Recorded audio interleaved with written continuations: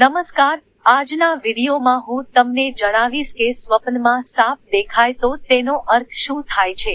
પરંતુ શ્રાવણ માસમાં આવું થાય તો મહાદેવને શ્રાવણ મહિનો અને સાપ બંને પ્રિય છે. આ માટે શિવજીએ ગળામાં નાગને ધારણ કરેલો છે અને નાગપંચમીનો દિવસ પણ શ્રાવણ મહિનામાં ઉજવવામાં આવે છે.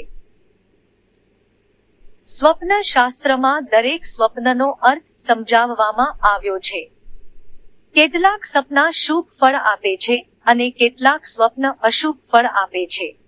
વરસાદની ઋતુમાં પુષ્કળ સાપ નીકળે છે અને નાગ દેવતાની પૂજાનો તહેવાર નાગપંચમી પણ શ્રાવણ મહિનામાં જ આવે છે.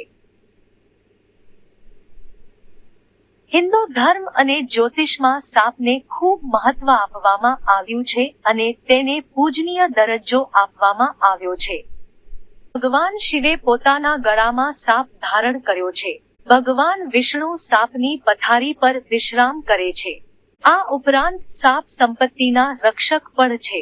જ્યોતિષના દૃષ્ટિકોણથી વાત કરીએ તો જન્મ કુંડળીમાં કાલ સર્પ યોગ અથવા કાલ સર્પ દોષની હાજરી જીવન પર ઘણી અસર કરે છે. આ સિવાય સ્વપ્ન શાસ્ત્રમાં સપનામાં સાપ દેખાવાને વિશેષ સંકેત માનવામાં આવે છે. તો ચાલો જાણીએ કે શ્રાવણ મહિનામાં સપનામાં સાપ જોવાનો અર્થ શું થાય છે. શ્રાવણ માસમાં સ્વપ્નમાં સાપ દેખાવો. જો તમને પવિત્ર શ્રાવણ માસ દરમિયાન સ્વપ્નમાં સફેદ સાપ કે કાળો સાપ દેખાય છે તો તે ખૂબ જ શુભ સંકેત છે.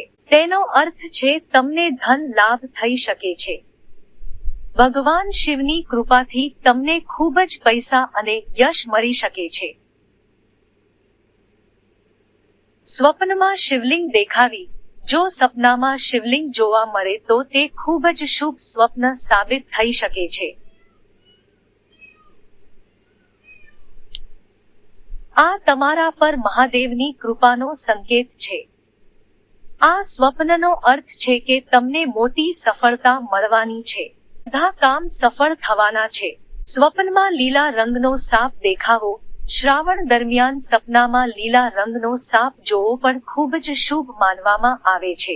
આવા સ્વપ્નનો અર્થ એ છે કે તમને ક્યાંકથી સારા સમાચાર મળવાના છે. નોકરી અને વ્યવસાયમાં તમને સારી તકો મળી શકે છે.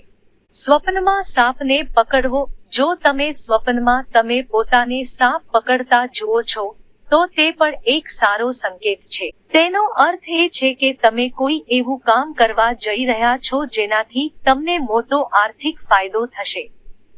તે તમારી સમસ્યાઓ દૂર થવાનો સંકેત પણ છે. સ્વપ્નમાં ફેણવાળો સાપ દેખાવો. સ્વપ્નમાં સાપને તેના ફેણ સાથે જોવું એ ભગવાન ભોલેનાથના તમારા પર આશીર્વાદની નિશાની છે. આ સ્વપ્ન અણધારી સંપત્તિ મેળવવાની સંભાવના બનાવે છે.